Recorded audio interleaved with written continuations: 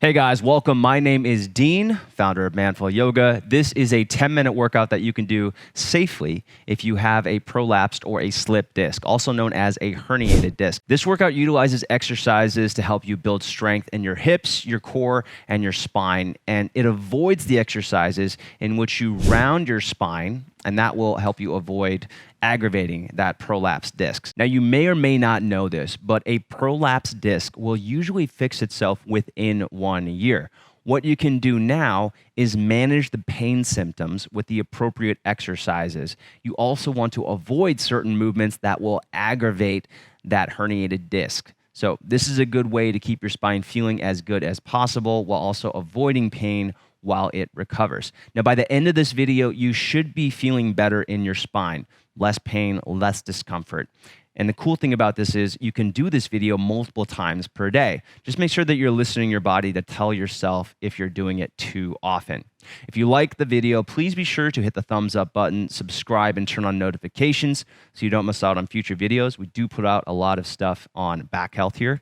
And leave a comment if you have further questions. We're gonna get started here on the ground with a plank. Do your best, follow along, no equipment and no yoga experience required. Here we go. So the plank is a great basic exercise to help you strengthen your core, which is going to help you strengthen your spine. Easiest variation of this is going to be with your hands planted under your shoulders and your knees on the ground. So go ahead and just start there. Make sure your belly button's lifted up and you start to feel the muscles in your abs working.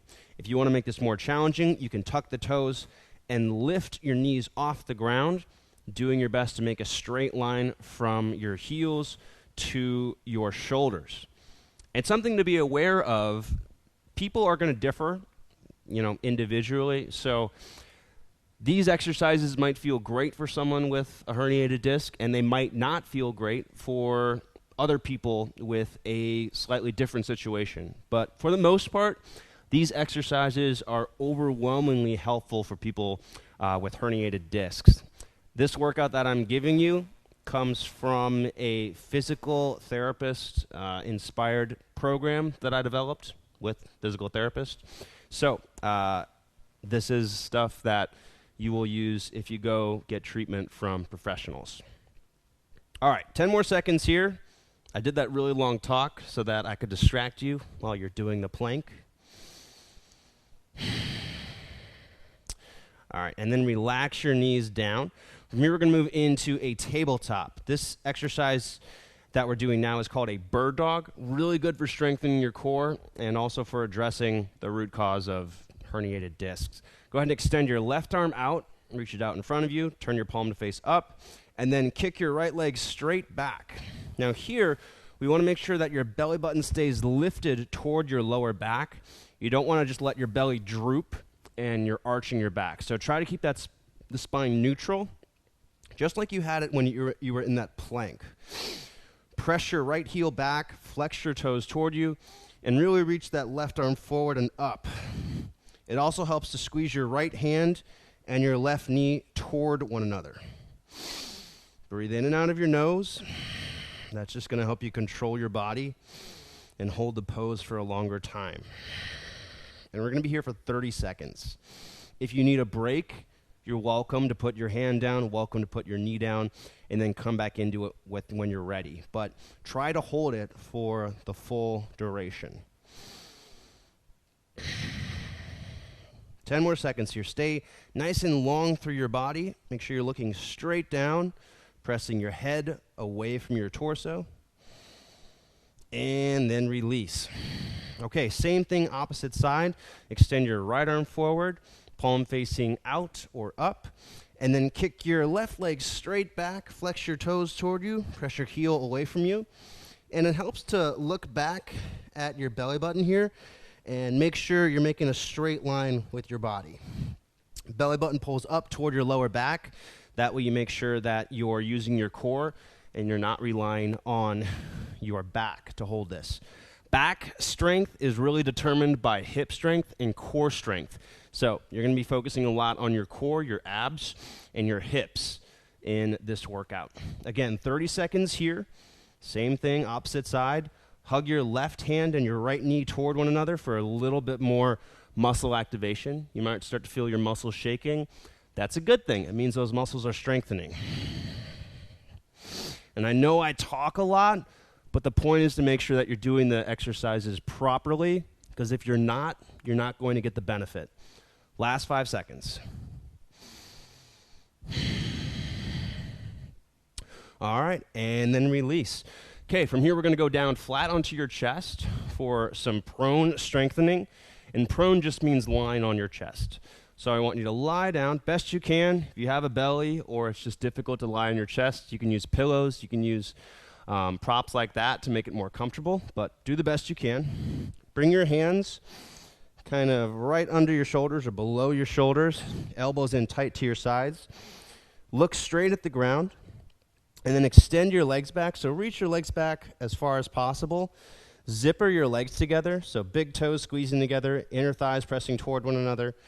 Squeeze your thighs so your knees lift off the floor, and then just lift your head off the ground about 2 inches.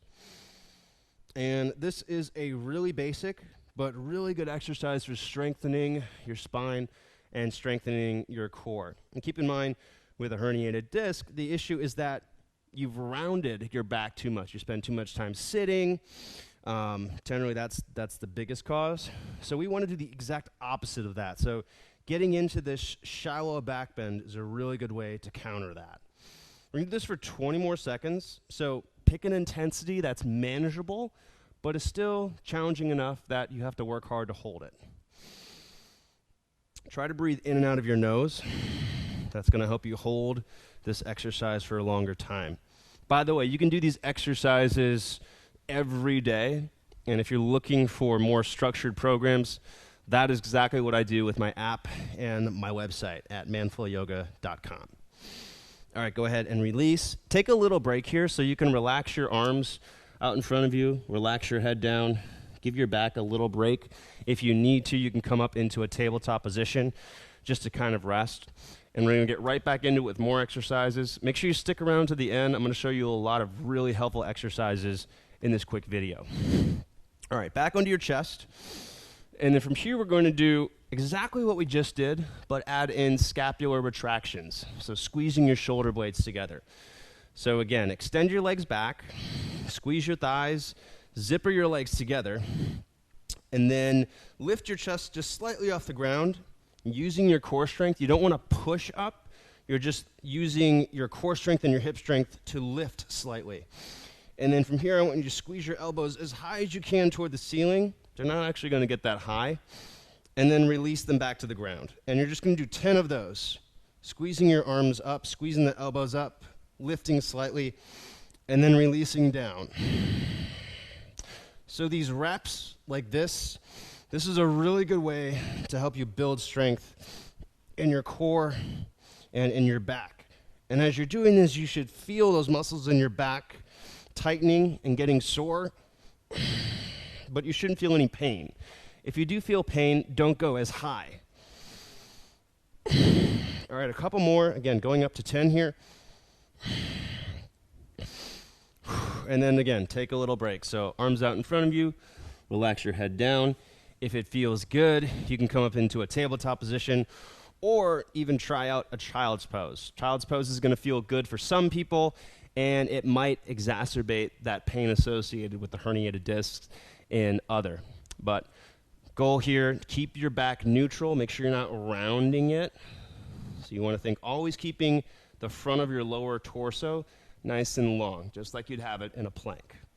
All right, one more exercise on your chest. Go ahead and lower back down. Again, extend your legs back, zipper your legs up, squeeze your thighs so your knees lift. And then I want you to use your hands to pull your body forward. Look just slightly forward. Don't crane your neck, but I just want you to look slightly forward and then squeeze your elbows toward one another, so pulling the shoulder blades together and down. And then use your hands to just slightly pull yourself a little bit higher. Pull your chin in toward your throat. Only go as high as you can without pain. And you're going to do 30 seconds here. If you need a little break, come down a little bit, and then come just a little bit back up. Again, you don't want to go as high as you possibly can here. It's more about holding here, being able to control it, being able to breathe somewhat normally, and not having pain as you do it. Last 10 seconds. Keep your legs strong. So really squeezing your thighs, squeezing them together, squeezing your abs, and then relax. All right. Go ahead and take it onto your back. This is going to feel really nice after all of that. And I'm going to show you one more exercise on the floor that's really, really going to help. And you can also do this at the end of the day to help with resetting your spine and getting rid of back pain. So plant your feet in front of your hips, squeeze your abs nice and tight, and then push down through your feet, squeeze your butt muscles, and then lift your hips off the floor into a bridge. So you really want to feel your glutes working here. If you don't feel those muscles automatically turning on, you can do a little march like you see me doing here, just one leg at a time, and that's going to help those muscles start to activate. But we want to strengthen the hips here. You should feel your back working, should also feel your abs working. If you want to make this a little more intense, squeeze your butt more, press down through your feet, and drive up higher. Just want to make sure that you don't go to the point where you're only using your back here and arching up really high. I'd prefer that you make sure that you're working your hips and building that strength in your hips, keeping your abs nice and engaged, and just getting a moderate arch. That's going to be more helpful than just pressing up as high as you can and trying to be higher than whoever would be next to you if you were doing this in a group class. Continue to breathe in and out of the nose. This is one that we should work up to doing for 60 seconds. You might not be able to do that yet. If you do have pain in the back, again, you can release down, take a little break, and in general, focus on getting more muscle in your hips, your glutes, your hamstrings, and your abs working, and that's going to take the strain out of your back. Got about 15 more seconds to go here. And this is one of those exercises that you can do every day. It's good for building strength, but it's also good for relieving pain. All right, and then release. Okay, if it feels good, I want you to bring your knees in toward your chest. You can keep your knees kind of above your hips, so kind of in a 90-degree position here, and hopefully that feels good. If you want, you can also kind of just move your legs from side to side, and that's also a really good way to get rid of lower back pain. All right, hopefully you guys are feeling better. If this video did help you, make sure to bookmark it. You can easily do this 10-minute workout multiple times per week, even multiple times per day, and you'll notice that your back pain should continue to get better as you do it consistently. Be sure to like this video if you found it useful, subscribe, and turn on notifications so you don't miss out on future videos, and leave a comment if you have feedback or another question. Again, keep in mind that the prolapsed disc here, also known as a slip disc or a herniated disc, will heal with time. But you can speed that up and manage the pain with the appropriate exercises, things that we do here in this video, as well as avoiding those movements that cause pain, things like rounding your back, reaching down to pick up off the floor. Now, you're probably going to have some setbacks here and there, and that's really normal. Some days you're going to get overconfident and do something that you know you shouldn't have done, and the day afterward, you'll feel it. You're going to have some pain. That's okay. That happens to all of us. The important thing is that you're moving on an upward trajectory overall. You might also find that you're able to return to normal exercise as long as you're mindful of the spine and avoid rounding your back. Continuing to do this type of core, hips, and spine strengthening will definitely help. So if you like the approach in this workout and you want more variety, try out the free 7-day Beginner's Yoga for Men challenge that I have. There's no credit card required, and it's totally free to sign up. Just click that link in the description below here.